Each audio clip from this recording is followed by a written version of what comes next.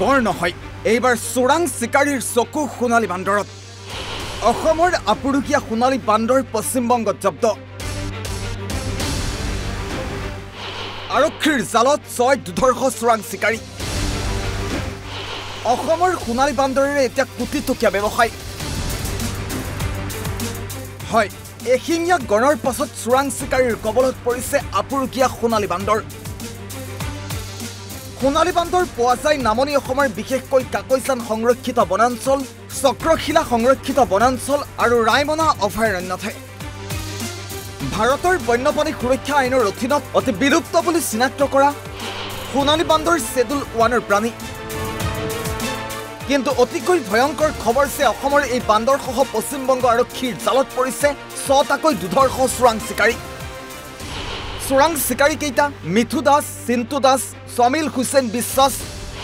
ৰফিকুৰ মন্দৰ হাসিবুল মন্দ আৰু বিশ্বজিৎ বাগ চোৰাংচোৱাৰ তথ্যৰ ভিত্তিত বেহৰামপুৰ মহকুমাৰ অন্তৰ্গত ভৱতা ৰেল গেটৰ সমীপত দুখন বাহনত এই বিৰল প্ৰজাতিৰ 4 বান্দৰ উদ্ধাৰ কৰে বেলডাঙ্গা কাছে একটা ইনফরমেশন আছে যে নর্থ বেঙ্গল থেকে দুটি গাড়িতে কিছু শিডিউলড 1 অ্যানিমেল এটা গোল্ডেন মাঙ্কি সেটাকে কিছু দুষ্কৃতী তারা স্মাগলিং করে আমাদের বেলডাঙ্গা থানার যে এনএইচ যেটা আছে এনএইচ 12 দিয়ে সেটাকে স্মাগলিং করে নিয়ে যাচ্ছে তো সেই ইনফরমেশনের উপর বেস করে আমাদের পিসি অফিসার সুদীপ বাবু ভাবতা রেলগেটের কাছে তাদেরকে দুটো গাড়িকে ডিটেন করে এবং গাড়ি দাঁড় করানোর পরে গাড়ি সার্চ করে দেখা যায় 4টি গোল্ডেন মাঙ্কি যেটা বেসিক্যালি শিডিউল 1 অ্যানিমেল এন্ডেঞ্জার্ড অ্যানিমেলের মধ্যে পড়ে সেগুলোকে আমরা রিকভার করি এবং তাতে 6 জনকে অ্যারেস্ট করা হয়েছে আন্তঃৰাষ্ট্ৰীয় বজাৰত এটা সোণালী বান্দৰৰ মূল্য কোটি টাকা তো এগুলো অনেকটাই মূল্য প্রায় কোটি টাকার উপরে ইন্টারন্যাশনাল মার্কেটে মূল্য থাকে কারণ এটা বেসিক্যালি গোল্ডেন মাঙ্কি হচ্ছে শিডিউল 1 অ্যানিমেল এবং এর বিভিন্ন রকম আন্তর্জাতিক বাজারে বিভিন্ন রকম কাজে ব্যবহার করা হয় এছাড়া বড় বড় জু যেগুলো আছে প্ৰাইভেট জুতেও এগুলোকে ৰাখা হয় এই ঘটনাৰ পাছতে এতিয়া উদ্বিগ্ন হৈ পৰিছে অসমৰ প্ৰকৃতিপ্ৰেমীসকল এক উচ্চ পৰ্যায়ৰ তদন্তৰ লগতে সোণালী বান্দৰৰ সুৰক্ষাৰ বাবে বিশেষ ব্যৱস্থা গ্ৰহণৰ আহ্বান প্ৰকৃতিপ্ৰেমীৰ মানে আজি দুখৰ খবৰ এটা যে আমাৰ ইয়াতে পোৱা 4টাকে বান্দৰ উদ্ধাৰ হৈছে পশ্চিমবংগত আৰু এই বান্দৰ আমাৰ হৃদয়ৰ মাজত থাকে আৰু এই বান্দৰ আমাৰ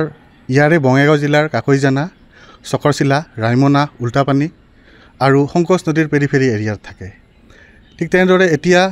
আমাক তদন্ত লাগে যে সেই বান্দৰ সঠিক কোন জেগাৰ আমাৰ চৰকাৰৰ এয়া আমি এটা অনুৰোধ জনাম যে আমাক তদন্ত লাগে আমাক আনি দিয়ক বান্দৰ ক'ত তাতে দিয়ক আৰু কেনেকৈ লৈ গ'ল কোনে লৈ গ'ল তাৰে আমাৰ তদন্ত লাগে আমাৰ সঠিক তথ্য আমাৰ মাজত উদঙাব লাগে কাৰণ আমি কপি গৈছোঁ আমাৰ হৃদয়ত এটা বেথা আহিছে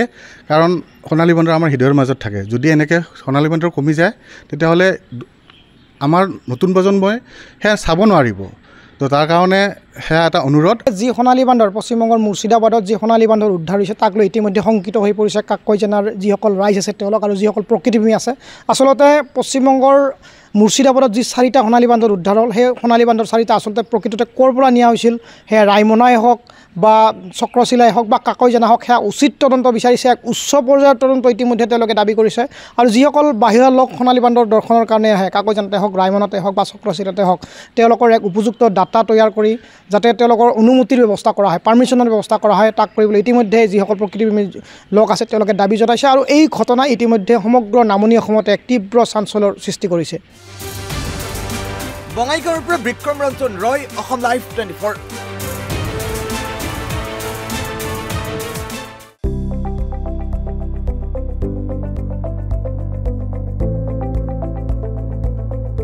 NB নিউজ সহজ সৰল ভাষাত নৱভাৰতৰ কথা